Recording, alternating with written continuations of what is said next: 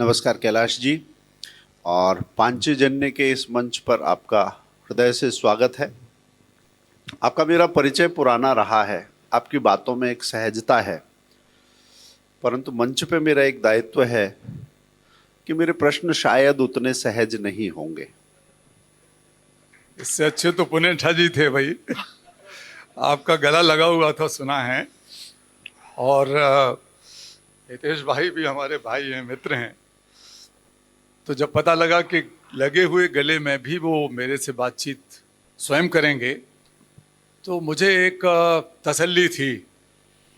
लेकिन जब आपने ये बोल दिया तो वो तसल्ली जाती रही। फिर मुझे पुनेठा जी याद आ रहे हैं, भैया आप ही होते तो अच्छा था यार। नहीं, आप ये तसल्ली रखिए कि गला लगा हुआ है मगर मेरी बात आपको नहीं लगेगी।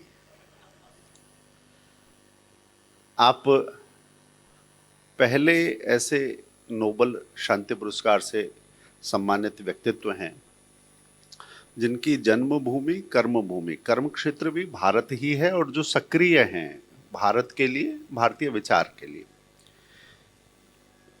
पहला उस पुरस्कार का एक फ्रेम है, उसको देखने वाली एक दृष्टि है, एक विश्व दृष्टि भी है, एक भारत में उसको कैसे देखते हैं।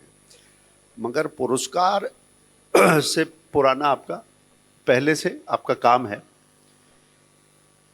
नोबल शांति पुरस्कार में उसकी जो अवधारणा है वो एक तरफ, परंतु शांति की, करुणा की आपकी अवधारणा क्या है और वो वेस्ट से कैसे अलग है और उसमें कैसे भारतीय वैल्यू इन्वेस्टेड हैं, ये मैं जानना चाहूंगा कि ये फ्रेमवर्क कैसे अलग अलग है। धन्यवाद। ये बहुत आसान सवाल है, थोड़ा थोड़ा मुश्किल बनाओगे आप। हमारे यहाँ वैश्विक दृष्टि और विश्व के बारे में जो धारणा है, अवधारणा है, विचार हैं और मूल्य हैं, वो दूसरों से अलग हैं, बहुत गहरे हैं। जब हमारे ऋषि हजारों साल पहले ये कहते हैं सकल विश्वम भवत्वमेक नीडम, ये जो सारा संसार है, सारा विश्व है, ये घोंसले की तरह है। और घोंसले के अंदर जो चिड़िया सबसे पहले तो घोंसला बनाती है, फिर जब उसके अंडे होते हैं तो अंडों को बहुत सेजती है। चूजे निकलते हैं, चूजों को एक एक बूंद पानी पिलाती है, एक एक दाना खाना सिखाती है और फिर उड़ना सिखाती है। दुनिया में कहीं भी उड़ें, उनके लिए कोई प्रतिबंध नहीं है। सकल विश्वम भवत्वमेक नीडम, ये जो भाव है ये करुणा है। इसके लिए हमें किसी पाश्चात्य दर्शन से, विचारधारा से, किसी ग्रंथ से, किसी भाषा से सीखने की जरूरत नहीं है। भारत ने हजारों हजारों सालों से, हमारे ऋषियों ने हजारों हजारों सालों से उस वैश्विक दर्शन को प्रतिस्थापित किया है और वो हमारे डीएनए का हिस्सा है। इसलिए मेरी जो अवधारणा है वो यहां से निकलती है।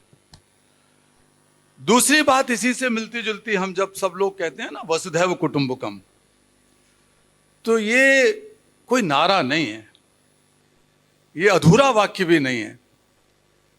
हमारे जिन मनुष्यों ने इसको सोचा और लिखा, उन्होंने पूरी बात लिखी इस श्लोक में। अयम निजः परो वेति गणना लघु चेतसाम उदार चरिताणाम तु वसुधैव कुटुंबकम। जब हम कहते हैं कि सारी दुनिया हमारा परिवार है, तो उससे पहले हमारा मनीषी कहता है अयम निजः परो वेति गणना लघु चेतसाम, ये मेरा है, ये तेरा है। ये बहुत छोटे दिल दिमाग वालों का हिसाब किताब है, गणना लघु चेतसाम। ये हिंदू है, ये मुसलमान है, ये ईसाई है, ये स्त्री है, ये पुरुष है, ये भारत है, ये अमेरिका है, ये पाकिस्तान है, ये यूरोप है, ये भी हमारे छोटे दिल वालों की सोच है। हमने ही ये पैदा किया है। अन्यथा हमारे यहां तो कहा गया उदार चरिताणाम तु वसुधैव कुटुंबकम, जिनका चरित्र उदार है उनके लिए पूरा संसार एक परिवार है। और संसार के एक परिवार को मानने की शुरुआत इसी विचार से होगी, जिस भाव से होगी वही भाव करुणा है। मुझे याद है, हितेश भाई आप में से बहुतों को याद होगा कि मुझे जरा सी चोट लग जाती थी। मैं एक साधारण परिवार में पैदा हुआ, तो जरा सी चोट लगने पर मेरी माँ भाग के जल्दी से पट्टी बांधती थी, जल्दी से जो भी कर सकता है करती थी। अमीर से अमीर माँ भी ऐसे करेगी, और गरीब से गरीब माँ भी, झुग्गियों में रहने वाली, गरीबी में रहने वाली, चाहे अपनी साड़ी का पल्लू फाड़े, पेटीकोट या ब्लाउज फाड़े, लेकिन अपने बेटे या बेटी को सबसे पहले पट्टी बांधेगी। पट्टी बांधते वक्त, उसका उपचार करते वक्त, ना तो उसके अंदर कोई अपेक्षा है कि बदले में वो thank you very much, how ma'am, ये पाश्चात्य सोच है, hi ma'am, so kind of you, या सो काइंड, थैंक यू, ये नकल की जरूरत नहीं है किसी माँ को। और ना ही वो ये मां चाहती है कि बदले में अहंकार उसके अंदर हो जाए, अरे मैंने तो अपने बेटे को, बेटी को पट्टी बांधी। करुणा सहज भाव, करुणा एक सहज भाव है। तो करुणा ना तो पाश्चात्य है ना पूर्वी है, करुणा एक बायोलॉजिकल, एक न्यूरोलॉजिकल फैक्टर है। और उसकी सर्वोच्च व्याख्या सर्वोच्च नहीं, बल्कि उसकी परिभाषा भी हमारे भारत में निकली। एक आध बार मैंने शायद आपको कहा था, अपनी बात मैं और जरा स्पष्ट कर दूं। आप लोगों ने रामचरितमानस पढ़ी होगी। मैं जब 14-15 साल का था तो लगभग पूरी रामचरितमानस मुझे कंठस्थ याद हो गई थी, लगभग पूरी। और लोग मुझे 15-16 साल की उम्र में रामचरितमानस का जो अखंड पाठ होता था, अखंड पाठ के लिए बुलाते। तो मुझे कुछ चीज़ें याद रह गई, अभी भी याद हैं। जब राम जनकपुरी में गए तो सीता अपनी सहेलियों के साथ वहां भवानी की पूजन कर रही थी। एक मंदिर में वाटिका थी। उस वाटिका में जब उनकी पहली नजर राम पर पड़ी तो राम के बारे में उन्होंने अपनी सहेली से बुदबुदाते हुए कहा, करुणा निधान सुजान शील स्नेह जानत रावरो। ये जो आदमी है, ये नौजवान है, ये हैंडसम है। रावरो मतलब हैंडसम, बहुत हैंडसम है। लेकिन पहले कहा करुणा निधान, बाद में कहा हैंडसम। करुणा निधान मतलब करुणा का सागर है, ओशन ऑफ कंपैशन। करुणा निधान सुजान, बहुत ही शील, मतलब जैसे आजकल कहते हैं ना, हो हाय ही सो कूल, सो हैंडसम। लेकिन ये भूल जाते हैं कि whether that person is ocean of compassion और नॉट, कंपैशन का सागर है कि नहीं। राम को उन्होंने ऐसे पहचाना, उनकी वही पहचान रही पूरी जिंदगी। और जब सीता जी को चुरा के ले गया रावण, और अशोक वाटिका में वो कैद रखी गई थी, और हनुमान जब वहां पहुंचे और पेड़ के ऊपर बैठे, राम की मुद्रिका नीचे फेंकी, सीता को भरोसा नहीं था। उतर के जब आए तो उन्होंने अपना परिचय ये नहीं कराया कि मैं कौन हूं, हनुमान हूं, क्या हूं। उन्होंने कहा, राम दूत में मातु जानकी, सत्य शपथ करुणा निधान की। सीता के लिए राम करुणा निधान है, करुणा का सागर है। हमारे सबके लिए राम करुणा का सागर है, और वो अंश आप सबके अंदर है, हमारे सबके अंदर है। हमारे सबके अंदर करुणा का एक सागर बहता है। हम उसे भूल जाएंगे तो हम वसुधैव कुटुंबकम और सकल विश्वम भवत्वम एक नीडम की बात भी भूल जाएंगे। फिर वो दिखावा मात्र रह जाएगी। हमारे भीतर वो करुणा का सागर हम इस्तेमाल करें। बहुत सुंदर कैलाश जी। कंपैशन को बिल्कुल एक सीमेटिक थॉट के आइडिया के तौर पर प्रस्तुत किया जाता है। आपकी करुणा की जो व्याख्या है, परिभाषा है, उसका सांस्कृतिक दर्शन कैसे भारत से जुड़ा है, आप ये बताते हैं। मैं अपने पुराने सवाल पे आता हूँ।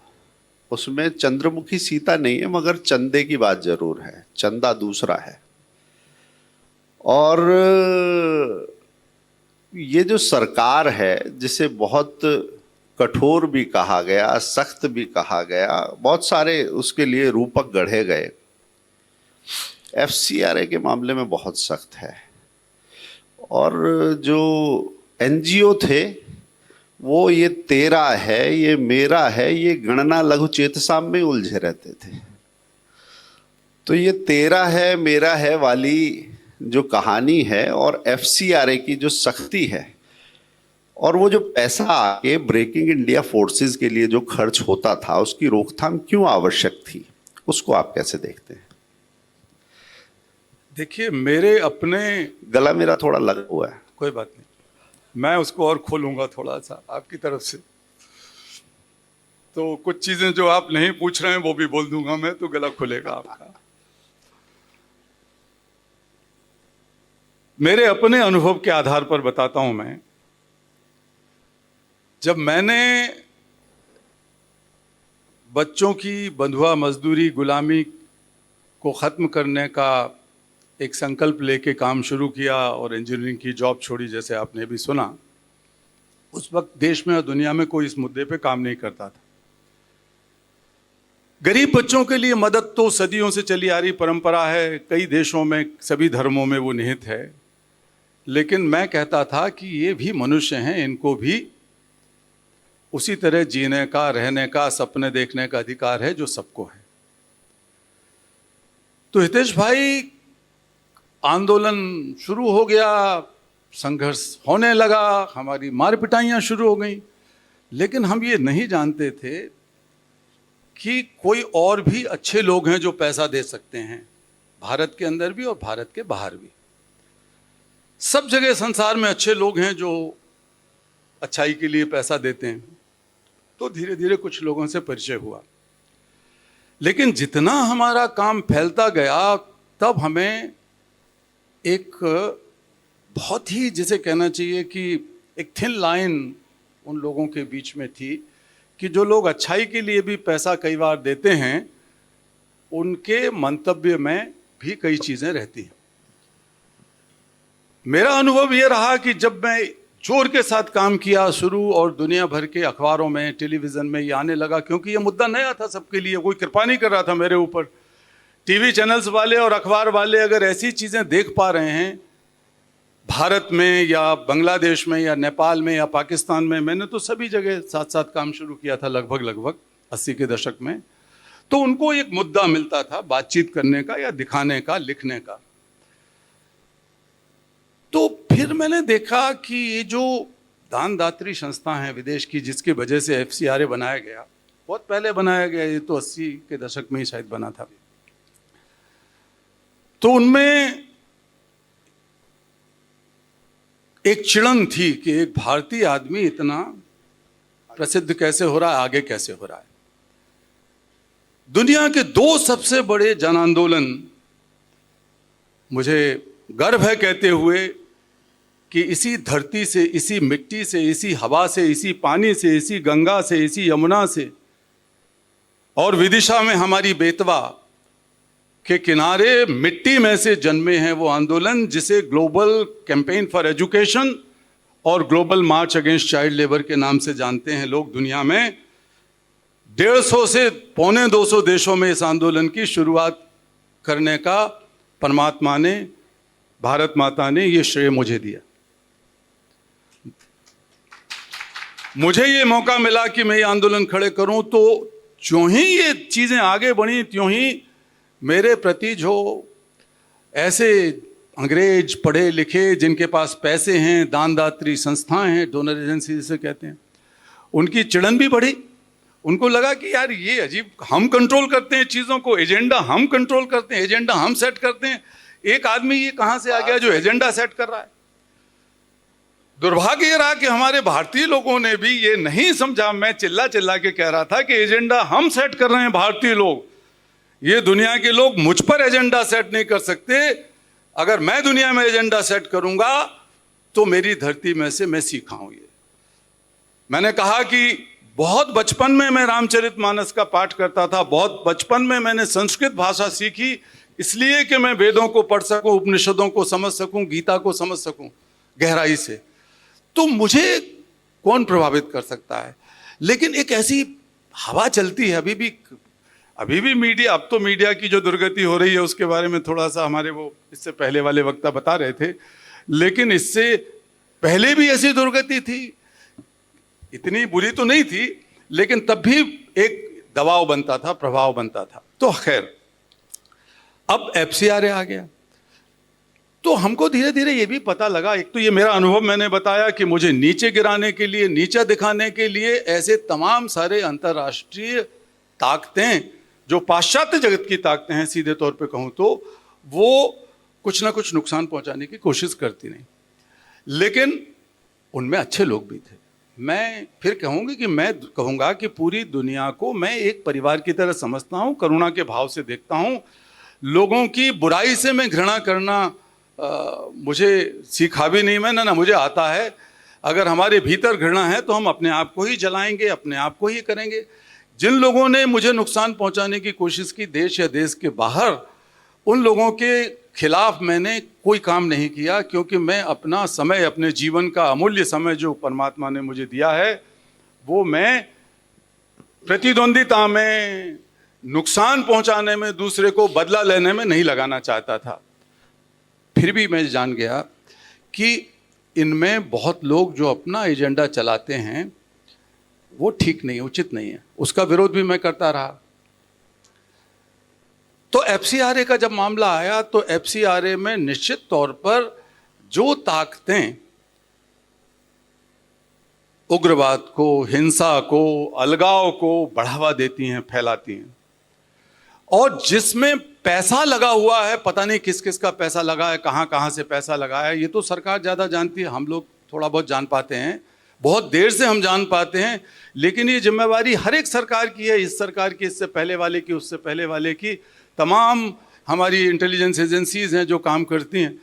तो अगर देश को तोड़ने में, देश को नुकसान पहुंचाने में, समाज को तोड़ने में, नुकसान पहुंचाने में अगर कोई पैसा आता है कहीं से भी और खर्च होता है, पर्यावरण की सुरक्षा के नाम पर भी कई बार पैसा आता है। कई बार पैसा इस बात पर आता है कि वो अध्ययन कर रहे हैं, लेकिन अध्ययन करके मुझे पता लगा कई साल पहले, हितेश जी, कि खून का सैंपल ले रहे हैं लोग कहीं से, खून का सैंपल लेके फिर डीएनए का कर रहे हैं, फिर पता लगा रहे हैं कि इस क्षेत्र में, उड़ीसा के इस क्षेत्र में डीएनए की स्थिति ये, इसमें 10 साल बाद ये बीमारियां होंगी, या इनके जेनेटिक डिसऑर्डर्स क्या हैं और जेनेटिक डिसऑर्डर्स कैसे पैदा किए जा सकते हैं। ये तो बहुत फाइन डिजाइन्स हैं। मैं बड़े क्रूड पॉलिटिकल एग्जांपल्स के लिए एनजीओ कैसे पपेट बनते हैं, जैसे क्योंकि जांच में वो नाम का खुलासा हुआ, इसलिए मैं नाम लेता हूँ। तीस्ता सितलवाड़ का जो एनजीओ है, एक चुनी हुई सरकार के खिलाफ प्रोपेगेंडा करेंगे हम, इसके लिए पैसा बाहर से उठाना, एक लोकतंत्र को कमजोर करने की कोशिश के तौर पर आप क्या नहीं देखते इसे? देखिए, मैं तो उनसे कभी मिला नहीं और मैं जानता नहीं हूँ, ज़्यादा पढ़ाई है मैंने अखबारों में ही, या औरों से सुना है, आप जैसे मित्रों से। तो ऐसे तमाम सारे लोग भी उदाहरण के तौर पर ही ऐसे लोग भी हो सकते हैं जिन्हें हम जानते भी नहीं है। सही पूछा जाए तो बहुत कब बाद में पता लगता है।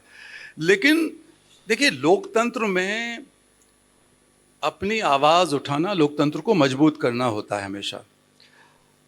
हमारी आवाज सरकार की आवाज के साथ मेल नहीं खाती, तो भी जो अच्छी सरकारें हैं, अच्छे नेता हैं, अभी इसी सरकार में हमारे नेतागण इस बात को अप्रिशिएट करते हैं कि आवाज उठाइए। आवाज नहीं उठाएंगे तो पता, अगर मीडिया नहीं लाएगा, जनता नहीं उठाएगी, प्रतिपक्ष नहीं उठाएगा, तो फिर लोकतंत्र मजबूत कैसे होगा। लेकिन सरकार के मामले में उनकी नीतियों पर बोलना, आवाज उठाना और बात है, और राष्ट्र के खिलाफ काम करना एक ऐसा अपराध है जिसमें किसी को माफ नहीं किया जाना चाहिए, कोई रियायत नहीं। आपने विश्व के एक परिवार की संकल्पना की बात की, उसके भारतीय संस्कृति के उद्धरण विश्व एक नीलम की भी बात की आपने, मगर क्या ये समझ सीमाएं बंटने पर भी बंट जाती है? नोबेल पुरस्कार आपको भी मिला है, इस सीमा के लगती हुई सीमा है बांग्लादेश की, आपके पुराने मित्र हैं यूनुस जी, मोहम्मद यूनुस, उनको भी नोबेल पुरस्कार मिला है। वहाँ पर हिंदुओं पर जो अत्याचार हुए उसमें ये करुणा, कंपैशन देखने वाली आंख एक नोबेल पुरस्कार जिसे शांति का मिला है, उस व्यक्ति की आंख कैसे बंद हो सकती है? कैसे वो कट्टरतावादी शक्तियों के हाथ में खेल सकता है? या राजनीति इतनी क्रूर चीज है? दो तीन बातें हैं इसमें। पहली तो ये कि आप मेरे मित्र हैं, अनिल जी बैठे हैं मेरे मित्र हैं, पुण्यठा जी अभी चले गए उठ के, देखो मेरी बात नहीं सुनना चाहते इसलिए मेरे मित्र हैं फिर भी। लेकिन मैं आपसे मोहम्मद यूनुस की तुलना तो नहीं कर सकता ना, आप मित्र कह के कह रहे हो तो मित्र होना और चीज़ है और परिचय, जान पहचान, अच्छी बातचीत होना अलग बात है। ये सच है कि पूरी दुनिया में नोबेल शांति पुरस्कारों की संख्या 2 दर्जन या उससे भी कम है। हम लोग बहुत कम हैं संसार में, तो उसमें से 5-7 लोग तो बूढ़े हैं, तो वो ज़्यादा एक्टिव नहीं है या बीमार रहते हैं, लेकिन 18-20 तो फिर भी 15-16 तो एक्टिव हैं ही हैं। उनमें से एक वो भी हैं और एक मैं भी हूँ। तो दोनों अलग अलग तरीके से एक्टिव दिखाई देते हैं। हाँ, तो अलग अलग जगह हम मिलते रहते हैं। अभी मेरे ख्याल से 2 हफ्ते बाद ही संभवतः हम फिर से एक कार्यक्रम में मिलेंगे जिसमें 30-35 देशों के राष्ट्राध्यक्ष आ रहे हैं। मुझे भी संयोग से बुलाया गया है और मैं उनका नाम भी पढ़ रहा था, मोहम्मद यूनुस साहब का। तो मैं आपको, मुझे बहुत तकलीफ़ होती है ये देखकर जो अभी मोहम्मद यूनुस साहब का रवैया रहा है, हो रहा है। मेरे और मैं अब सबके सामने तो ये बताऊंगा नहीं, आप मुझसे अकेले मिलेंगे। नहीं, आपने अभी जितना बताया उतने में हेडलाइन बन जाएंगी। नहीं, हेडलाइन मैं तो बोल चुका हूँ, मैं उनसे निवेदन कर चुका हूँ। मैंने सार्वजनिक तौर पर मीडिया में ये आग्रह किया है कि मोहम्मद यूनुस साहब, ये जो अल्पसंख्यकों के ऊपर अत्याचार है या वहाँ पर जो मंदिरों वगैरह पर या अल्पसंख्यकों के धार्मिक स्थलों पर हमले हो रहे हैं, उसको किसी भी हालत में आप रोकिए मेहरबानी करके। मैं आज भी उनसे ये आग्रह करता हूँ, आपके माध्यम से भी आग्रह करता हूँ, जो मीडिया के बहुत सारे लोग बैठे होंगे, कि नोबेल शांति पुरस्कार बहुत बड़ी गरिमा है। वो गरिमा की रक्षा करने के लिए हमें उन चीज़ों से ऊपर उठना चाहिए। अगर कोई दूसरी ताकतें उनके ऊपर प्रभाव डाल रही हैं या डाले हुए हैं, मैं ये जानता हूँ कि स्वयं अपने आप शायद वो ना कर पाएँ, लेकिन हमारे आसपास की, जो भारत के आसपास की राजनीति है, उसमें बहुत शक्तियाँ काम कर रही हैं। हम कुछ हमारी भी कमजोरियाँ रही होंगी, कूटनीतिक कमजोरियाँ रही होंगी निश्चित तौर पर, लेकिन उसके पीछे जो अंतर्राष्ट्रीय ताकतें हैं वो भारत को जो पसंद नहीं करती या आगे नहीं बढ़ना चाहती, बढ़ाना चाहती। अब देखिए नेपाल में क्या हुआ, आप पाकिस्तान का तो हम भुगत ही रहे हैं इतने सालों से, बांग्लादेश में अभी ये क्या हो गया है, अभी और आसपास के देखें, मालदीव की बात देखें, कुल मिला के श्रीलंका में हम देखें, तो ये हमारे लिए बहुत चुनौती और चिंता के विषय हैं। इस पर समाज को, सरकार को, सबको सोचना होगा। लेकिन बांग्लादेश में जो हो रहा है वो बहुत ही आश्चर्यजनक है। जिस राष्ट्र की पैदाइश भारत की वजह से हुई, भारत ने उसको संरक्षित किया, पोषित किया, आगे बढ़ाया। हमारे एक छोटे भाई या भाई की तरह है या बेटे की तरह लोग मानते थे कई बार। उस राष्ट्र में एक नोबेल शांति पुरस्कार विजेता के नेतृत्व में ऐसी घटनाएं हो रही हैं, वो निश्चित तौर पे चिंताजनक हैं।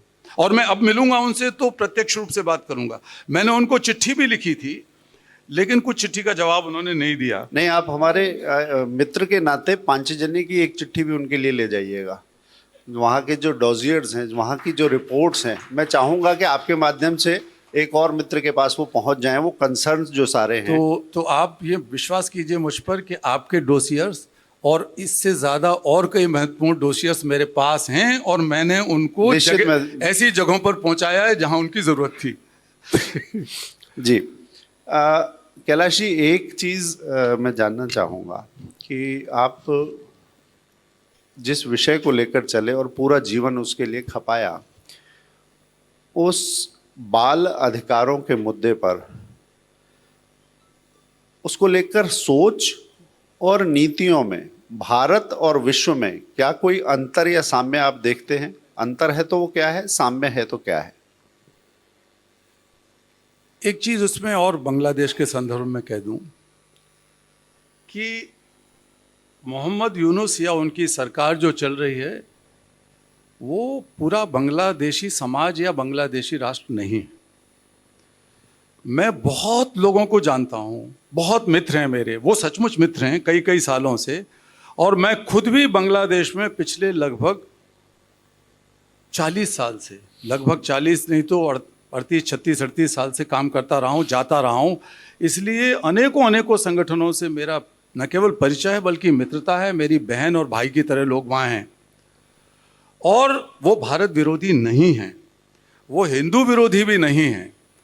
तो बांग्लादेशी समाज का प्रतिबिंब या प्रतिनिधित्व वो लोग नहीं करते जो भारत या हिंदुओं का विरोध करते हैं, ये मैं बताना चाहता हूँ।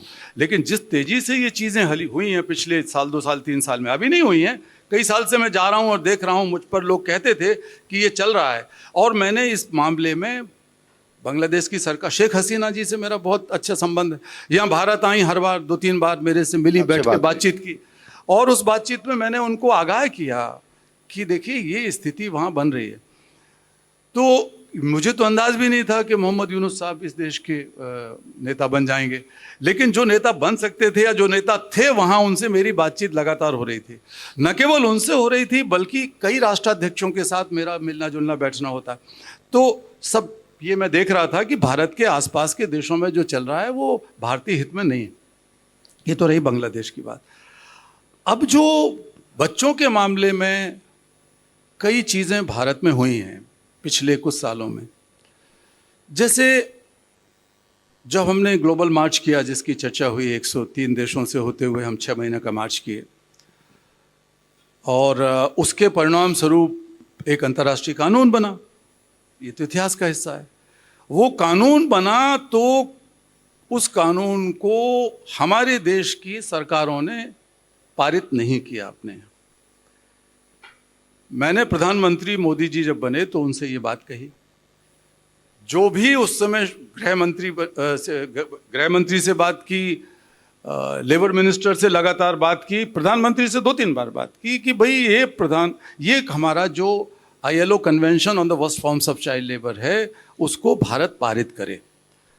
मुझे खुशी है कि न केवल भारत ने वो कानून पारित किया बल्कि एक और पेंडिंग लॉ था, मिनिमम एज कन्वेंशन, वो भी पारित किया, और कानून को बदल के उसको बहुत ही प्रगतिशील कानून बनाया जो अनेकों देशों से ज़्यादा अग्रगामी हैं। वो प्रोग्रेसिव कानून है हमारे देश का। अब उसको समझना, लागू कराना हमारी जिम्मेवारी है। तो इस मामले में बहुत तरक्की हुई है, बाल विवाह के मामले में बहुत तरक्की हुई, शिक्षा के मामले में बहुत तरक्की हुई, तो उसको हम लोग नज़रअंदाज नहीं कर सकते। बहुत बड़े काम है। एक, हालांकि समय की अपनी सीमा है, मुझे संकेत भी किया है, परंतु अंतिम प्रश्न मैं लेता हूं। एक विवादास्पद मामले में एक बार मिशनरीज ऑफ चैरिटी का भी नाम आया था। बार बार मदरसों से भी कुछ बच्चों के अधिकारों के हनन की, अपमानजनक व्यवहार की ऐसी खबरें आती हैं। इसके साथ तीसरी एक और चीज़ है कि भारत में कन्वर्जन हिंदुओं का एक बड़ा मुद्दा है, और वो बच्चों के अडॉप्शन से लेकर उनके संरक्षण तक दिखाई देता है। तो बच्चों के लिए जो सुरक्षित बचपन के लिए अगला चरण हो सकता था, पालना हो सकता था, वहाँ ही ये दूषित प्रैक्टिसेस, अगर हम कहें व्यवहार, दिखाई देते हैं। तो बच्चे कितने असुरक्षित हैं, इन घटनाओं को कैसे आप देखते हैं? और कन्वर्जन के लिए बच्चों का हित संरक्षण की बात करनी है, उसको आप कैसे देखते हैं? देखिए, कोई भी लालच, झूठ, जोर जबरदस्ती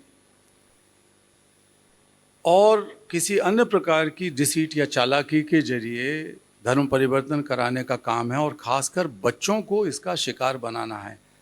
इस तरह के लालच, झूठ, जोर जबरदस्ती या चुरा के, बहला के, फुसला के ले जाने को, ये अनैतिक भी है और गैरकानूनी भी है।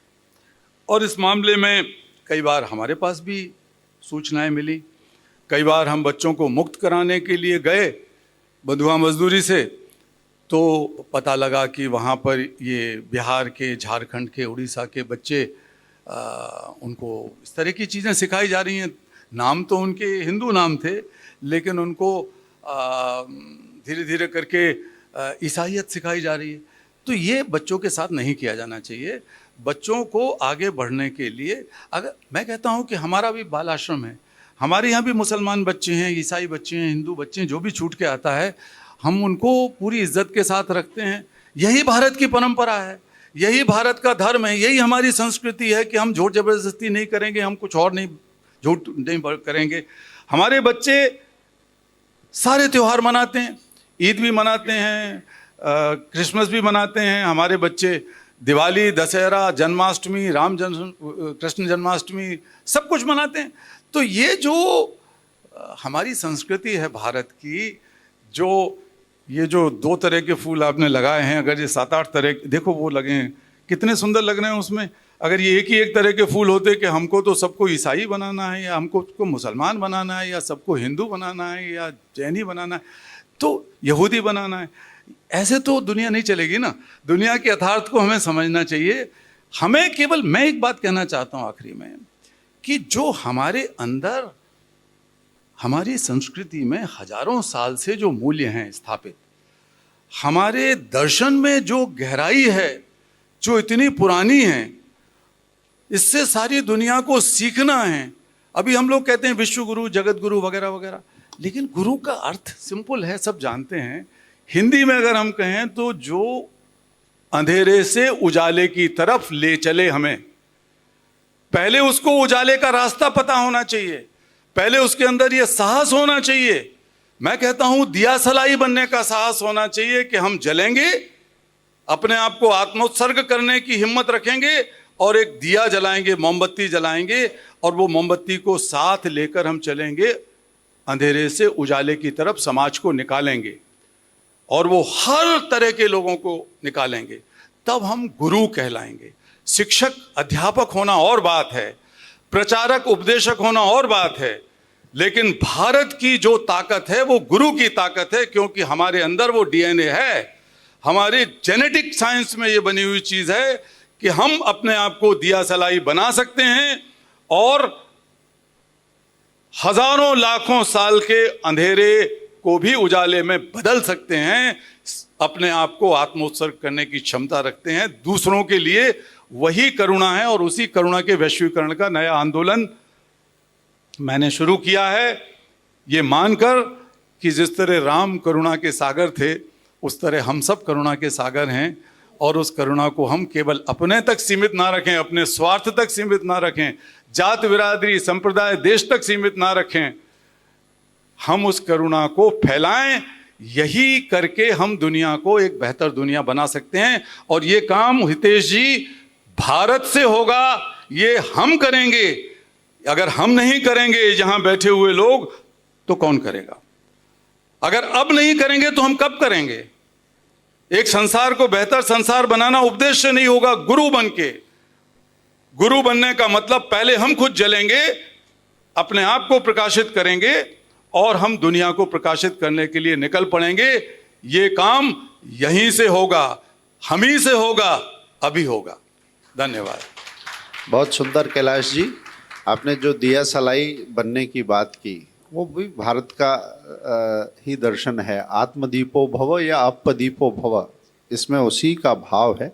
और प्रश्न चाहे जैसे भी थे, परंतु एक दिया जैसे धुंध छांटता है, आपने बहुत सारी धुंध आज छांटी है। पांचजन्य के इस मंच पर खुले मन से संवाद करने के लिए बहुत बहुत आभार, धन्यवाद।